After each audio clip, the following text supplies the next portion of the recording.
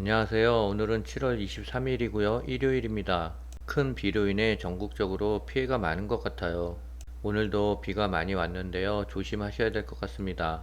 미국 증시는 이번 주에 중요한 이벤트가 많아요. 그래서 주가 변동이 클 것 같아요.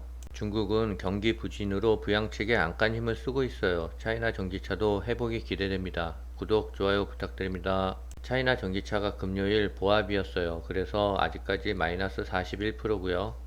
SOXL도 3일 정도 많이 하락을 했어요. 그래서 저는 20주 정도 추가 매수를 했습니다. 그래서 현재 2705주예요.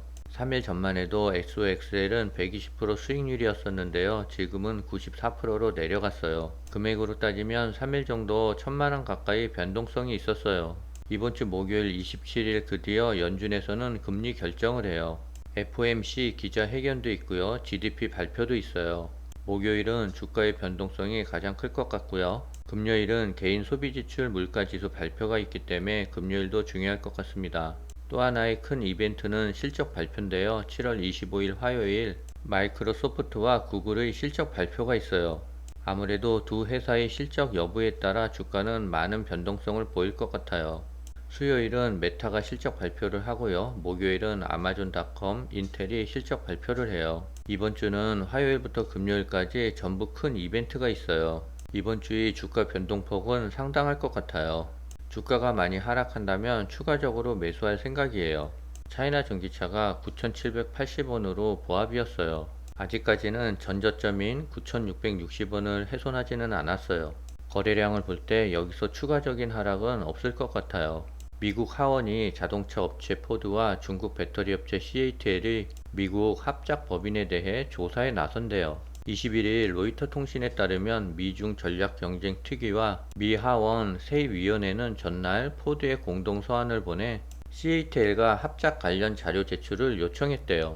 이번 조사는 CATL이 중국 신장 지역 강제 노동과 연루됐는지에 초점을 두고 있대요.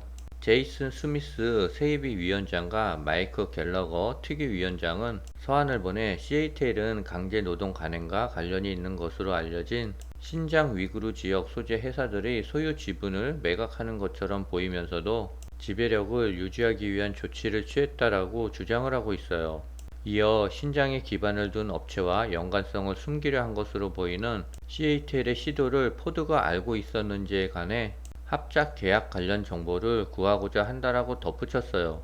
또한 합작회사 설립으로 인한 고소득 일자리 대부분은 미국이 아니라 중국 CATL 직원들에게 돌아갈 수 있다는 점도 지적했대요.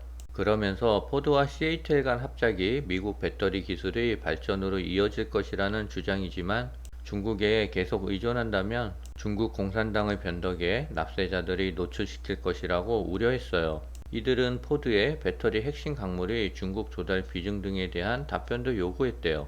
이에 포드는 이날 서한을 검토한 후 대응할 것이라고 밝혔답니다. 포드 측은 다른 곳에 배터리 공장을 짓거나 경쟁사처럼 중국에서 LFP 배터리를 독점적으로 수입하는 대신 미국에서 공장을 운영할 것이라고 밝혔어요. 개인적인 생각이지만 이번 서한의 조사는 조금 억지가 있는 것 같아요. 아마도 별다른 특이점을 못 찾고 그냥 무마될 것 같습니다.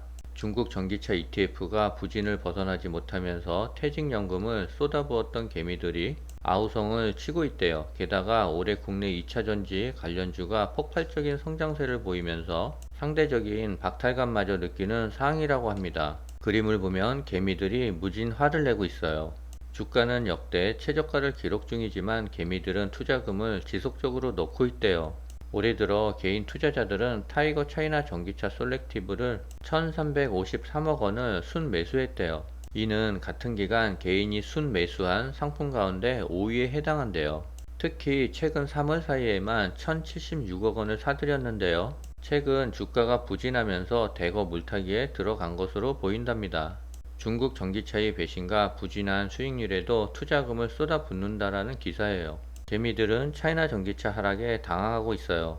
타이거 차이나 솔렉티브 ETF는 지난해 6월 해외 주식형 상품 최초로 시가총액 4조 원을 돌파하며 대박 상품으로 각광받았지만 1년 만에 상황은 뒤바뀌었대요. 여전히 해외 주식형 상품 중에 최대 규모지만 2조 7천억대로 급감했대요.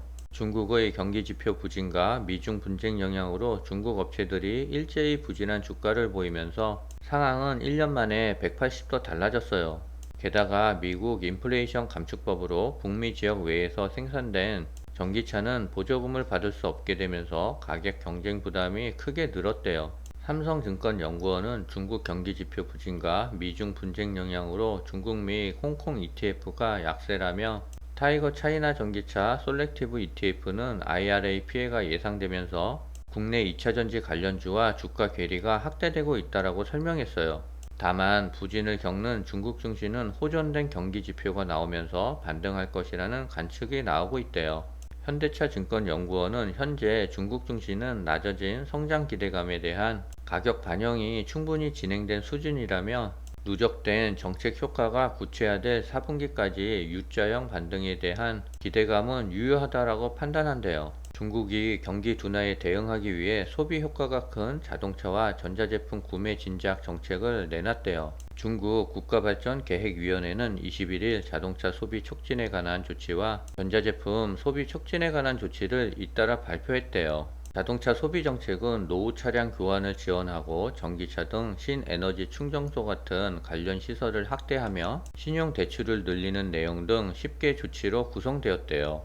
노후 차량 보상 판매를 통해 조기 폐차를 적극 유도하고 중고차 시장 육성을 가속해 거래와 등록을 활성화하기로 했대요. 공공 부분에는 신에너지차 차량 구매를 높일 것을, 자동차 기업에게는 경쟁적이고 실용적인 모델을 개발해 소비자에게 다양한 선택권을 제공하라고 주문했대요. 중국 대형 부동산 개발업체 완다그룹이 23일 만기인 4억 달러 규모의 채권을 상환할 수 있다고 밝혔어요.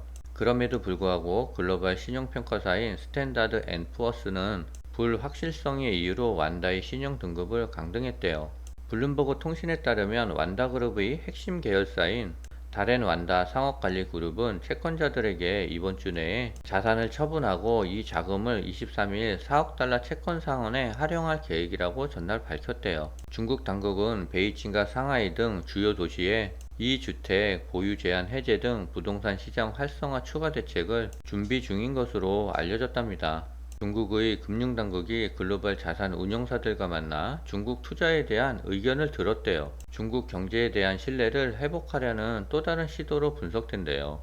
22일 블룸버그 통신에 따르면 팡싱하이 중국증권감독관리위원회 부위원장은 전날 중국에 진출한 글로벌 벤처 캐피탈 사모펀드 등과 만나서 그들이 중국 시장에 대한 우려를 청취했대요. 이 자리에는 증권감독관리위원회와 중국자산관리협회 당국자들도 동참을 했답니다. 중국 금융당국 고위관리가 해외 투자자들과 만나는 것은 매우 이례적인 일이래요. 이 회의는 중국 공산당과 공무원이 공동으로 지난 19일 민간기업 활성화를 목표로 한 민영경제 성장 촉진 방침을 내놓은 직후에 이루어졌대요. 중국은 최근 소비 진작으로 자동차, 전기제품 구매 활성화 등 경기 부양책을 잇따라 내놓고 있는데요. 해외 투자자들은 중국 기업의 해외 상장 및 외국 기업의 국내 상장, 인수합병 등 자본시장 규정을 완화해 달라고 요청을 했대요.